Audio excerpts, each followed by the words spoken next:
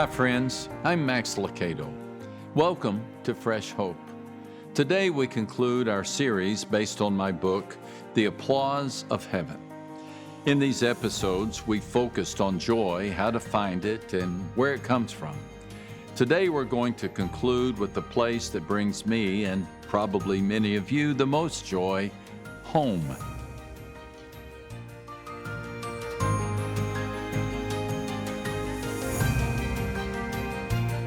There's no door like the one to your own house.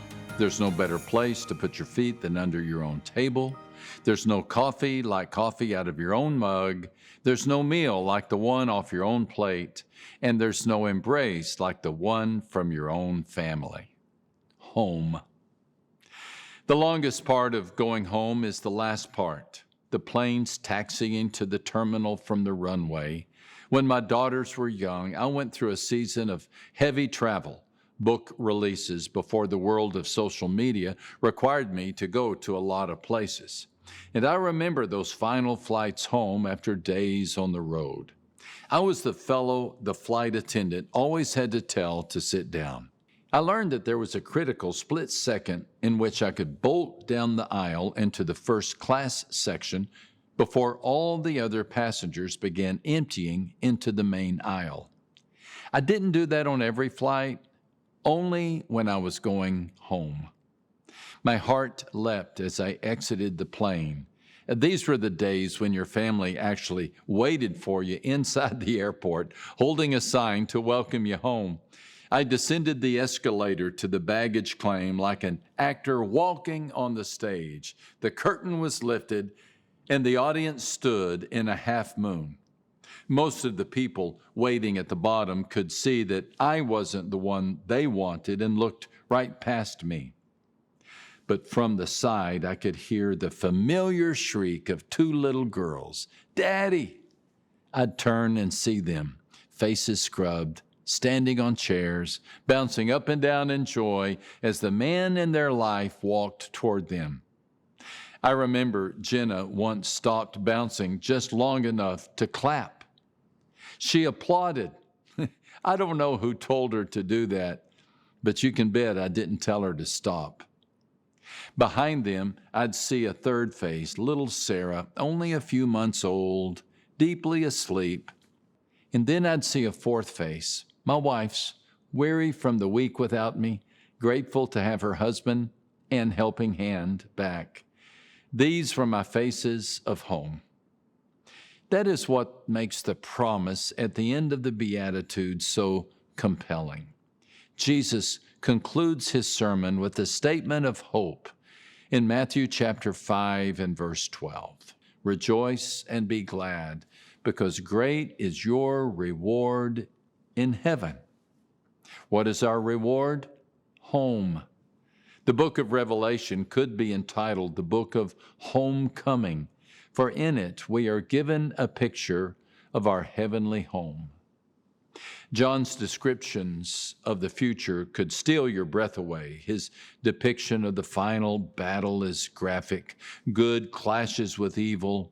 But in the midst of the battlefield, there is a rose, and John describes it in chapter 21, verses 1 through 5. Then I saw a new heaven and a new earth, for the first heaven and the first earth had passed away, and there was no longer any sea. I saw the holy city, the new Jerusalem, coming down out of heaven from God, prepared as a bride, beautifully dressed for her husband. And I heard a loud voice from the throne saying, "Now the dwelling of God is with men, and he will live with them, and they will be his people, and God himself will be with them and be their God. He will wipe every tear from their eyes, and there will be no more death or mourning or crying or pain, for the old order of things has passed away." He who is seated on the throne said, "I am making everything new."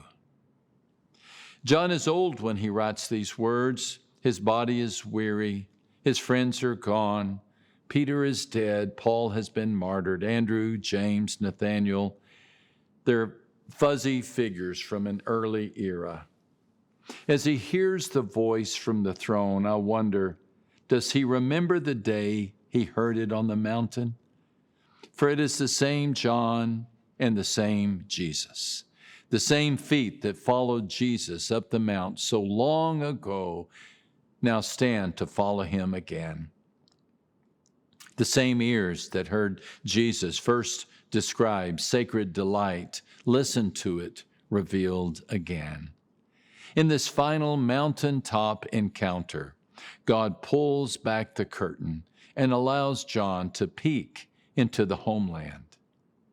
And when given the task of writing down what he sees, John chooses the most beautiful comparison earth has to offer. The holy city, John says, is like a bride beautifully dressed for her husband. One of the benefits of being a minister is that I get an early glimpse of the bride as she stands at the top of the aisle. And I have to say that I have never seen an ugly bride. I've seen some grooms that could use an alteration or two, but never a bride. The word is synonymous with beauty. But the world I woke up to this morning couldn't be described as a bride beautifully dressed for her husband. Could yours? I awoke to a grieving world. A teenager took his life in the pre-dawn darkness. No note, no explanation, just a mother and father who will forever be hounded by questions they cannot answer. I awoke to a disillusioned world. It seems half the world is at war, and no one can agree who started the fight. When you look at this world, doesn't it make you want to go home? Me too. John tells us in Revelation 21 and verse 4 that when we get home, God himself will wipe away our tears. When I was a boy, I had plenty of people to wipe away my tears, 2 big sisters, a loving mother, aunts and uncles, and even an older brother who occasionally pitied me. But when I think about someone wiping away my tears, I think about my dad. His hands were calloused and tough, his fingers short and stubby. And when my father wiped away a tear, he seemed to wipe it away forever. There was something in his touch that took away more than the drop of hurt from my cheek. It also took away my fear.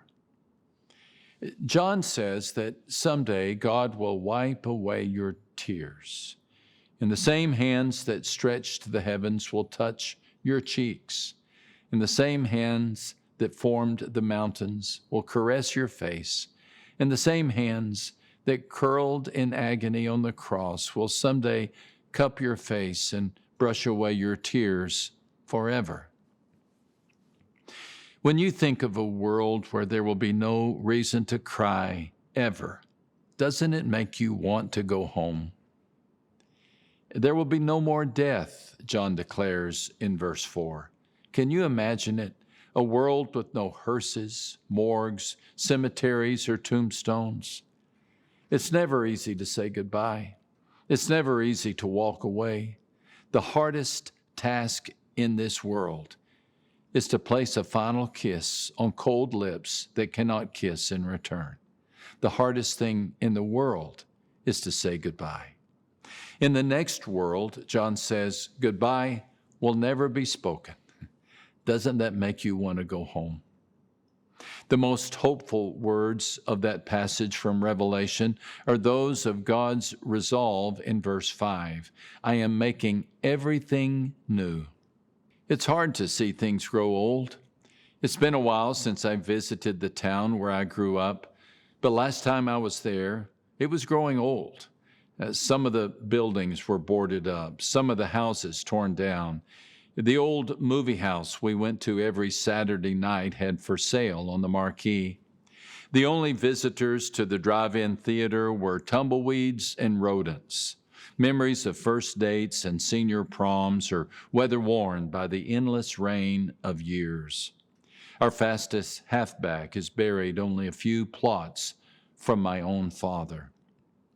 I wish I could make it all new again. I wish I could blow the dust off the streets. I wish I could walk through the familiar neighborhood and wave at the familiar faces and pet the familiar dogs and hit one more home run in the Little League park. I wish I could walk down Main Street and call out the merchants that have passed away and open the doors that have been boarded up. I wish I could make everything new, but I can't. I can't, but God can. He restores my soul, wrote the shepherd in Psalm 23. He doesn't reform, he restores. The master builder will pull out the original plan and restore it. He will restore the vigor. He will restore the hope. He will restore the soul. When you see how this world grows stooped and weary, and then read of a home where everything is made new, tell me, doesn't it make you want to go home? What would you give in exchange for a home like that? Would you really rather have a few possessions on earth than eternal possessions in heaven?